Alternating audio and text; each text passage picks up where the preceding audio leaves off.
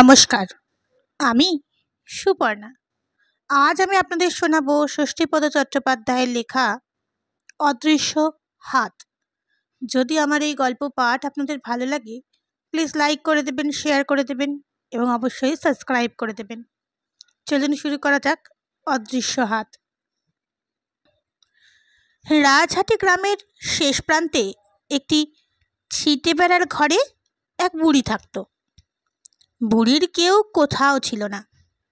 সারা দিন গ্রামে গ্রামে ভিক্ষে করে সন্ধ্যের পর ঘরে ফিরত। আজ থেকে 40-50 বছর আগে গ্রামগুলো যে কী চেহারার ছিল তা আশা করি কাউকে বুঝিয়ে বলতে হবে না। গ্রাম তখন গ্রাম ছিল।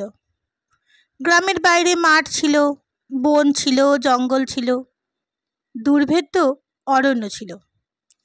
এই ছিল তখনকার প্রকৃতি। সে যাক, বুড়ির ঘরের কাছে মস্ত একটি বট গাছ ছিল, আর সেই বট গাছের ছায়ার নিচে ছিল বুড়ির কুঁড়ে ঘর। খুবই দুঃখে দিন কাটত তার। ভোরবেলা উঠে মাঠে গোবর কুড়োতো, কাঠ কুড়োতো, তারপর দুটো শুকনো মুড়ি জল দিয়ে ভিজিয়ে খেয়ে ভিক্ষে বেরোতো। ভিক্ষে বেরিয়ে দৌড়ে দৌড়ে ঘুরে যা জুটত তাই দিয়ে খেত। আর সারাদিনের ভিক্ষার সামগ্রী যা জুটত, রাতে ঘরে ফিরে সেগুলো কাঠকুটোয় জেলে ফুটিয়ে ফুটিয়ে খেত। চাল, ডাল, আলু, বেগুন সব একসঙ্গে খিচুড়ির মতো করে রেঁধে পেট ভরে খেয়ে মাটির দাওয়ায় শুয়ে ঘুমোতো বুড়ি। হঠাৎ একদিন বুড়ির মনে হলো সে যা কিছু খায় খেয়ে তার পেট আর ভরে না। খেয়ে দিয়ে শুয়ে এক ঘুম ধোয়ার পরেই খিদে চনচন করে পেটের ভেতরটা। এই না দেখে বুড়ি ক্রমশ তার খাওয়া বাড়িয়ে যেতে লাগলো। কিন্তু আশ্চর্য, সে যত খেতে লাগলো ততই তার খিদে বাড়তে লাগলো। ক্রমে ভাতের হাঁড়ির চেহারাও বদল হতে লাগলো। কিন্তু না, তাতেও কোনো সুরাহা হলো না। 4 জনের রান্না একসঙ্গে রেঁধে খেয়েও পেট ভরাতে পারল না বুড়ি।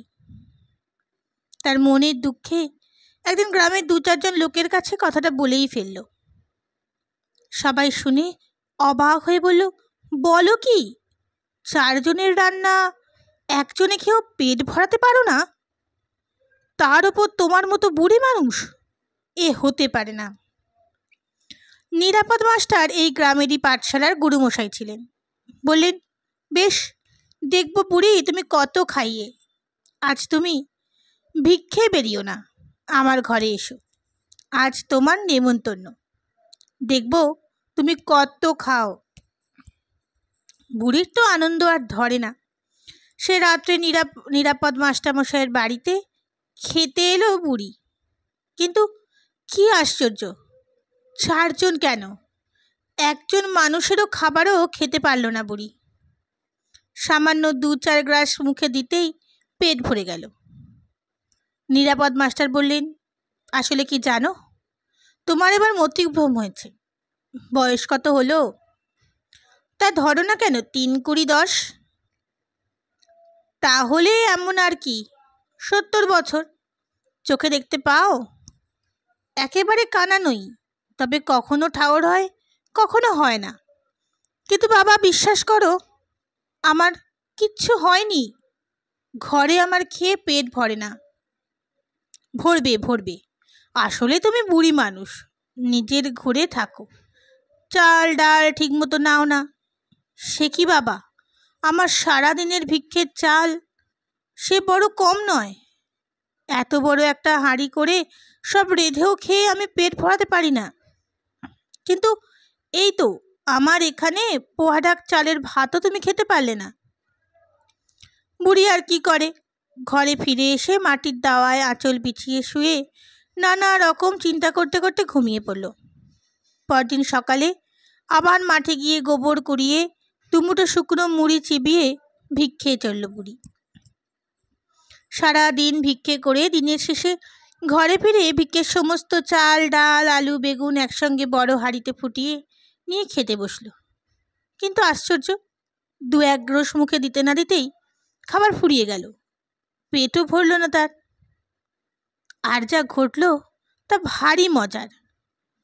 বুড়ি যখন খাচ্ছিল, তার মনে মনে কাঁদছিল, তখন তার মনে হলো একটা অদৃশ্য হাত যেন তার পাত থেকে মুঠো মুঠো করে খাবারগুলো তুলে খেয়ে নিচ্ছে। বুড়ি যতবার হাতটা ঠেলে দিতে লাগলো, হাতটা ততবারই ওর পাত থেকে খাবার তুলে নিতে লাগলো। বুড়ি বুঝতেও পারল না কেন এমন হলো, আর কেই বা সব খেলো। এ কথা বুড়ি পরদিন গিয়ে বলল নিরাপদ মাস্টারকে। নিরাপদ মাস্টার বললেন, বলো কি, একটা হাত তোমার পাত থেকে খাবার তুলে খেয়ে নিতে লাগলো, আর তুমি বসে বসে তাই দেখলে? কি করব বাবা, তাকে সে চিনতে পারলে? তাকে কি করে চিনব? অন্ধকারে কি কিছু দেখা যায়? আমার ঘরে লম্ফ পিডিম কিচ্ছু নেই। বুঝেছি, এ নিশ্চয়ই কোনো চোর ছাচরের কাজ। তা যদি হয় বাবা, তাহলে তো তার আসা যাওয়ার বা মুখ নেড়ে নেড়ে খাবার শব্দ পেতুম, কিন্তু শুধু একটা হাত ছাড়া আর কিছুই তো টের পেলুম না অন্ধকারে। হাতটাকে যত ঠেলে দিই সে ততই এগিয়ে আসে।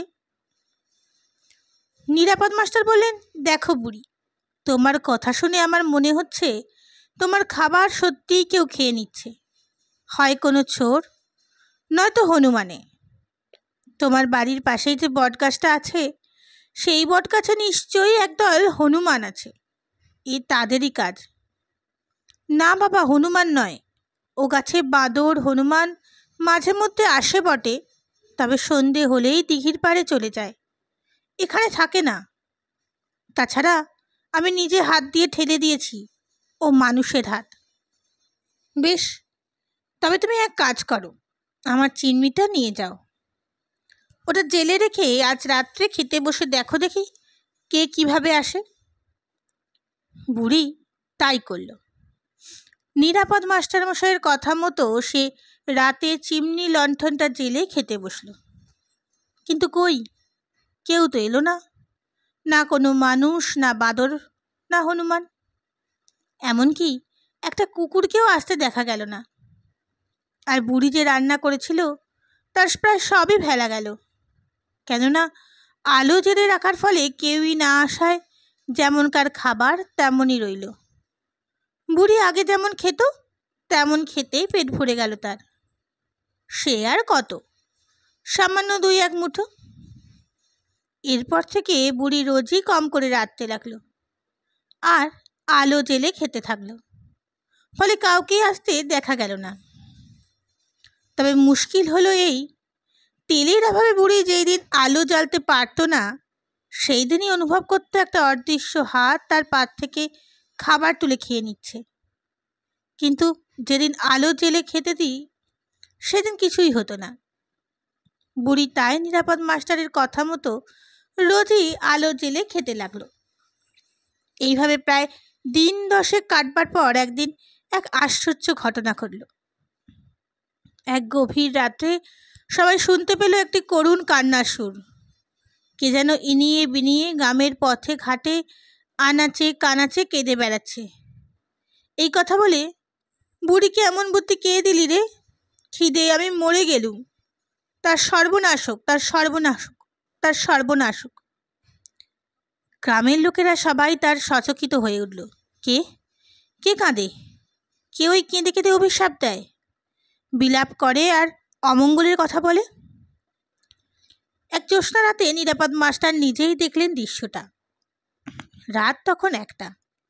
কি একটা কাজে বাইরে বেরিয়েছিলেন, এমন সময় দেখতে পেলেন একটা প্রকাণ্ড সাইজের কুলোর মতো কালো কিম্ভূত কিমাকার বিচ্ছিরি চেহারার মানবাকৃতি কি যেন একটা বসে আছে। চেহারার তুলনায় হাত দুটো তার বিশাল। কুলোটা বাতাসে ভেসে ভেসে গ্রামের পথ পরিক্রমা করছে, আর সেই কিম্ভূত কিমাকার তার হাত দুটো দুলিয়ে কখনো নৌকা বাওয়ার মতো করে, কখনো বা কপাল চাপড়ানোর সুরে করে কেঁদে কেঁদে বলছে, বুড়িকে এমন বুদ্ধি কে দিলি রে, খিদেই আমি মরে গেলুম, তার সর্বনাশ হোক তার।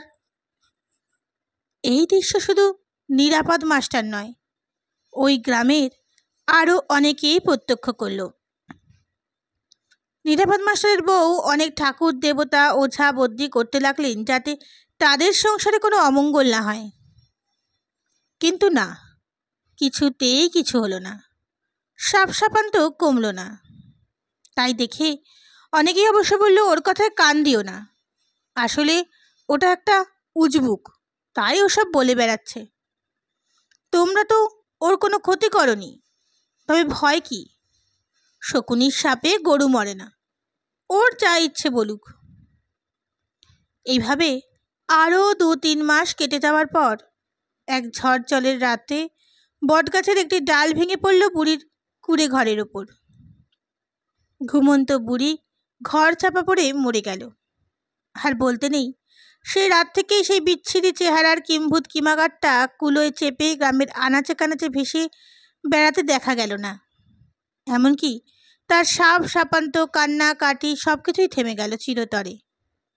তবে সেই ঘটনার পর থেকে রাজহাটি গ্রামের লোকেরা আজ পর্যন্ত সন্ধ্যের পর আলো না জ্বেলে কখনো খেতে বসে না কেউ।